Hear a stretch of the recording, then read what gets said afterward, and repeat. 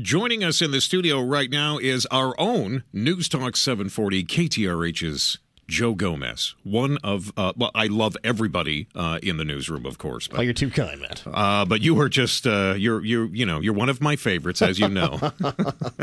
So tell me about Transtar goes dark for 4 hours. This is a story that you've been covering. You dug this up. This is this was our story from the very beginning, and it has turned into something huge. Yeah, Transtar is the nerve center for emergency operations in Harris County. It's supposed to act as the main hub for the region during floods, terrorist attacks, and especially hurricanes. So the fact that it would go dark after an electrical storm is surprising. But according to Dina Massey with Transtar, that's just what happened overnight on Wednesday when part of the city's power grid went out. An auxiliary pump that we have that was feeding the generator failed.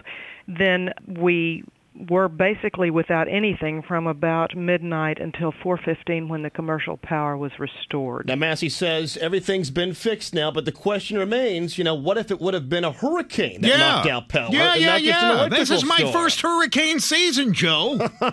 I'm very concerned. Yeah. I mean, do I have reasons to be concerned about Transtar? I mean, this is my first hurricane season. Let's hope that you don't.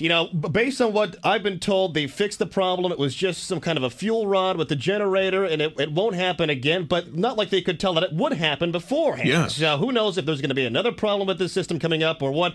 There's going to be an investigation into this, and I think we're going to talk to City Councilman Mike Sullivan coming up. Is that right? And Mike's mad. Oh, he's upset with this. I mean, he's going to launch an investigation. All right, Gomez, stay on it for me. Thanks, Matt. And stay out of Vegas. All right. All right. Thank you very much, our very own Joe Gomez.